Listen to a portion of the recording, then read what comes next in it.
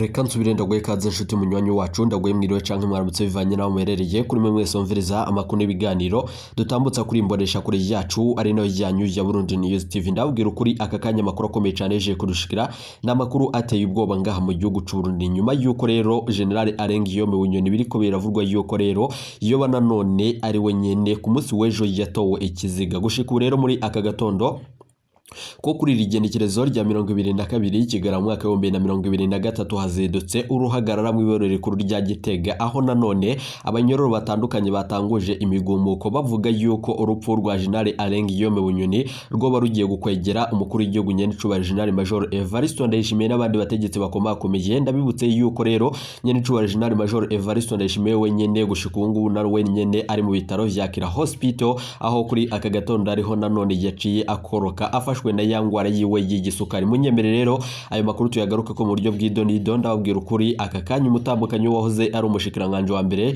General Arengiyome Bunyoni gushika ubu umutambukanyi wiwe ya senti biravugwa yuko rero yishikiye mu ibero rikuru rya Gitega aho haciye nanone haduka nanone ibintu birasa nk'imigomuko. Munyemere rero tuze kubigaruka ko mu makuru akomeye cyane je kudushikira ngaha mu gihugu cacu Burundi. Reka nsubire ndaguhe ikaze nshuti munywanyi wacu kuri umviriza amakuru n'ibiganiro dutambutsa kuri Burundi News TV uherereye irya nino ku migabane y'amakungu ya kure abatwumviriza muherereye irya nino mu karere k'ibiyaga binini kanda gwe ikaze nshuti munywanyi wacu kuri umviriza amakuru yacu uherereye ngaha mu gihugu cacu c'u Burundi. Reka rero subire ndagukengurukiye cyane nshuti munywanyi wacu kuri waje gupyonda ijambo sabone kuba tarabikora akaniko karyo ndagusaba muri kumusi video urabanditse ijambo sabone mpyonde ko uracona akazujyana nyene mpyonde ko hama tuje turabana makuru y'ibigando dutambutsa kuri Burundi News TV. Ndabibutse yuko ayari amakuru avugwa mu bisata bitandukanye gisata ca politike umutekano n'agateka kazina muntu mukatorizwa n'umugwa amenyesha amakuru w'umuhinga akorera ngaha mu gihugu cacu Burundi n'abandi bakorera irya nino mu karere k'ibiyaga binini. Ingingo nkuru turazifatira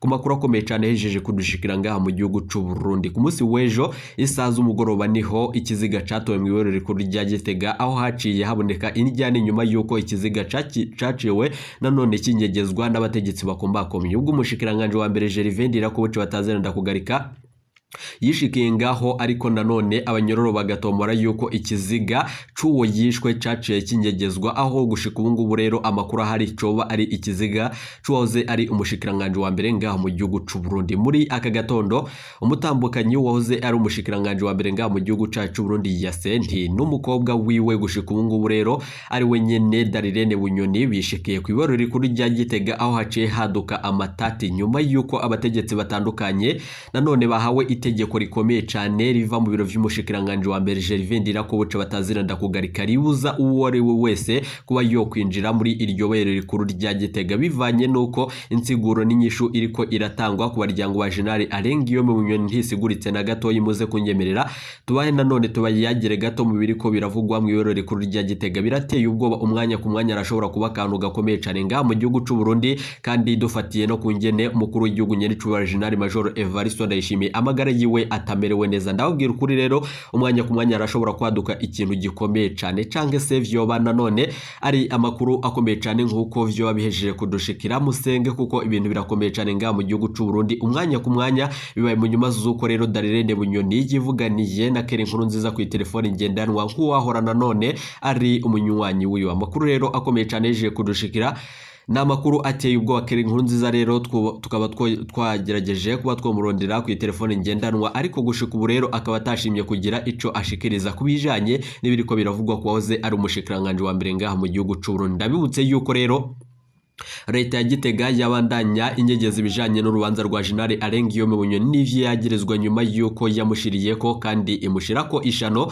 bivanye nuko General Arengiyome Bunyoni ivyo yagirizwa ataho bihuriye n'ivyo yapfungiye. Ni nyuma yuko rero yasabiye gupfungwa ubuzima bwiwe bwose nkuko nanone ryari itegeko ryari rivuye mu biro vy'umukuru w'igihugu nyenicubahiro General Major Evariste Ndayishimiye bivanye na General Arengiyome Bunyoni dossier yiwe ikomeye cyane n'ibindi bitandukanye tugenda tubashitsa ko mu bigano vyacu vya misi yose idonido. Ndababwira ukuri aka kanya makuru akomeye cyane ahijeje kudushikira Darirene Bunyoni yo bahijeje kwishura kandi kurungikira ubutumwa muri Kira Hospital aho umukuru w'igihugu nyenicubahiro General Major Evariste Ndayishimiye guturuka muri aka gatondo humvikanye amakuru yuko yoba yashikanywe muri ivyo bitaro bikomeye cyane. Bikaba bivurwa yuko rero umwanya ku mwanya arashobora none kungurizwa nanone muri natwe turashoboye Carlos nkuko amasoko yacu avyemeza, ari naho nyene umuhisi Perezida Petero Nkurunziza yacikaniye. Gushika ubu rero munyemerere ayo makuru tuyagaruke ko mu buryo bw'idonido, ndababwiza ukuri amakuru akomeye cyane ariko aravugwa nga mu gihugu c'u Burundi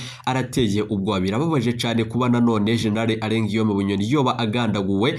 Ibi rero bikaba bibaye mu nyuma z'uko ku munsi w'ejo abo bari muri iyo operasiyo bakaba barihenze bivanye nuko harumvikanye amakuru yuko rero General Alengiyome Bunyoni habonetse ikiziga bivugwa yuko coba ariciwe aho nanone hamenwa imicafu. Bikaba rero bitomorwa na bamwe mu banyororo na bamwe mu baba ku micungararo nanone y'iryo bero rikuru rya Gitega. Bikavugwa yuko rero umwanya ku mwanya ikintu gikomeye cyane coba kigiye nanone gusanabanga mu gihugu c'u Burundi bivanye n'amakuru akomeye cyane ava muri iryo bohero. Gushika ubu rero abanyororo ntibariko bariyumvira nanone kubijanye n'urwo rupfu rutunguranye bivanye nuko nanone ku minsi yaheze humvikanye yuko leta ya Gitega yatangaza yuko General Alengiyome Bunyoni yoba yagerageje kwiyahura, ariko nanone amakuru yaciye nanone adushikira vyavuzwe yuko yari agateguro kare kateguwe n'abategetsi bakomakomeye kugira ngo General Alengiyome Bunyoni azogandagurwe mu nyuma bace bavuga yuko yoba yahijije kwiyahura. Amasoko yacu rero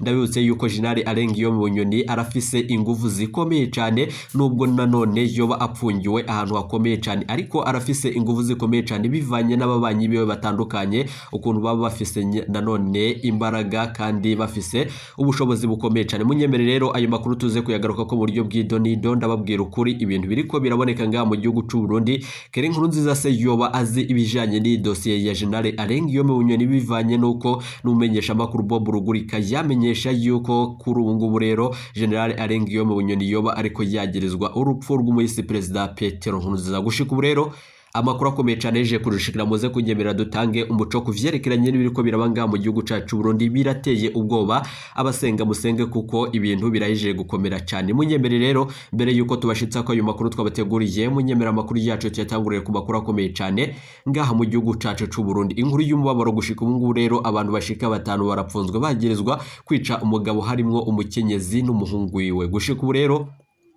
rirabakina nanone ni uyo mugabo yishwe afise imyaka 62 asanzwe avuka nanone ku mutumba wa Mutarara nanone muri komine Marangara intara ya Ngozi, akaba yakora akazi ko kubaka amazu. Ni nyuma yuko rero ikiziga ciwe catowe kuri uyu wa 21 kigara mu mwaka wa 2023 mu ruzi rwa Buyongwe muri komine nanone Marangara, biboneka ko yicishijwe umupanga n'ifuni. Abamwishe rero baca bamuta muri urwo ruzi nkuko amasoko yacu avyemeza. Amatoza rero ya mbere yerekana yuko uyo mugabo nanone yishwe n'umukenyezi wiwe afatikanije nanone n'umuhungu wiwe bakoresheje abandi bantu bashika kuri 3 uko vyemezwa n'igipolisi cashitse ku mwana nanone uyo muryango nkuko amasoko yacu avyemeza. Uwo mukenyezi rero n'umuhungu wiwe hamwe n'abandi bashika 3 bafatiwe ku muhana nanone w'umuhisi, bakaba bapfungiwe mu gasho k'igipolisi muri komine Marangara. Amatoza rero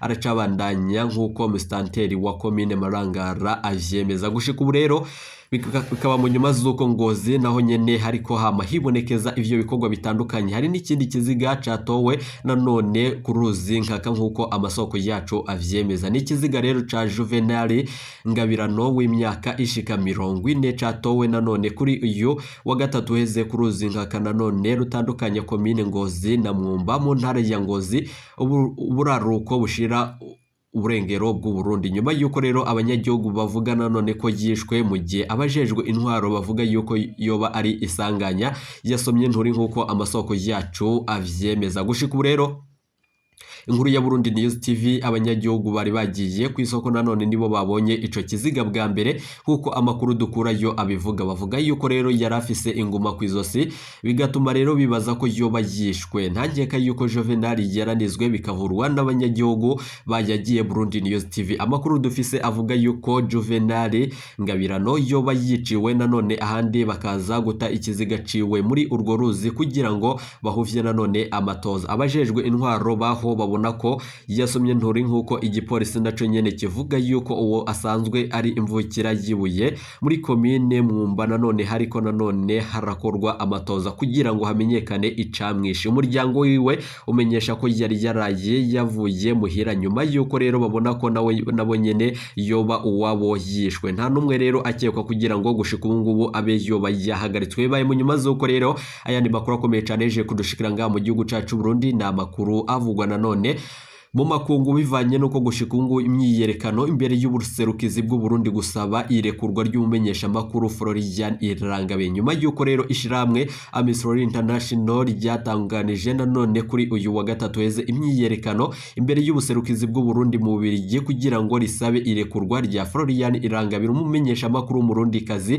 haheze umwaka urenga nanone apfunzwe mu Burundi. Ipfungwa ribonwa rero ko ari akarenganyo kubatunganije ico gikorwa. Amakuru akomeye cyane rero ku bw'inkuru ya Burundi News TV, abantu barenga 40 barakoraniye kuri uyu wa gatatu imbere y'ubuserukizi bw'u Burundi i Buruseli nk'uko amasoko yacu avyemeza, ngo nanone basabe ko leta y'u Burundi kurekura umumenyesha makuru Florian Irangabiye. Baramwagiriza ibintu bidasiguritse nk'uko leta y'u Burundi yamba ibikora, na cane abo mugambwe uri ku butegetsi CNDD-FDD biraboneka yuko bariko baranyuruza abantu bakaburwa irengero, abandi bagakubagurwa gushika batagema. Gushika ubu rero baririmba ati rekura Florian mu Kirundi no mu rurimi rw'igifaransa nk'uko nanone tubiyagirwa n'abari ngaho muri ico gikorane mu Bubiligi. Gushika ubu rero amakuru akomeye cyane vyese bibiri vya Guardian nanone niyonge ko umwe rero mu baharanira agateka kazina muntu mu Bubiligi bihayagiza nanone igikorwa ca Florian Irangabiye vyeguruye nanone imbere y'ubuserukizi bw'u Burundi. Amnesty International nanone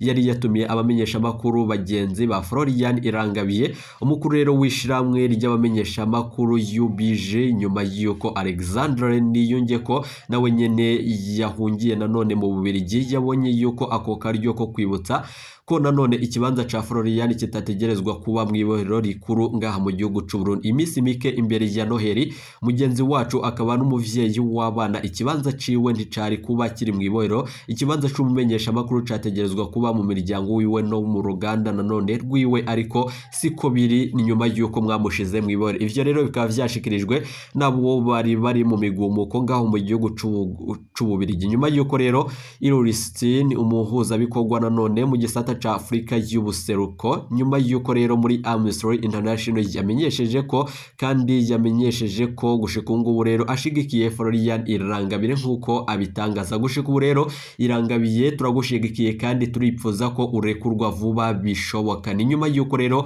ivyo vyatangazwaga nabo bari berekeye nanone bari baherereye mu gihugu c'u Bubiligi i Buruseli nk'uko amasoko yacu avyemeza, akizera nanone ko userukira u Burundi azotanga ubutumwa kuri leta y'u Burundi. Ico dusaba ni uko wewe arekurwa nyene vuba kandi na bwangu. Gushika ubu rero uwo yaciriwe umunyoro w'imyaka 10 yagerezwa gukoranwa n'imirwi y'abagwanyi. Uwo mumenyesha makuru nanone arorarumanije umwaka ari muri uyo munyororo nk'uko amasoko yacu avyemeza. Amashirahamwe menshi aranira agateka kazina muntu harimo Amnesty International asaba yuko ico gihe irekurwa rya Florian Irangabiye agasigura ko apfunzwe azira akazi kiwe ko guharanira agateka kazina muntu iyo bangaha mu gihugu cacu Burundi. Abamenyesha makuru barenga 170 ubu bari mu buhungiro nanone kuva mu ruhagarara rwo mwaka wa 2015 rwatunganijwe n'ikindi kiringo ca Pierre Nkurunziza muri uwo mwaka nyene. Gushika ubu rero amakuru akomeye cyane yeje kudushikira nuko abamenyesha makuru benshi b'Abarundi bari bitabiriye nanone iyo myiyerekano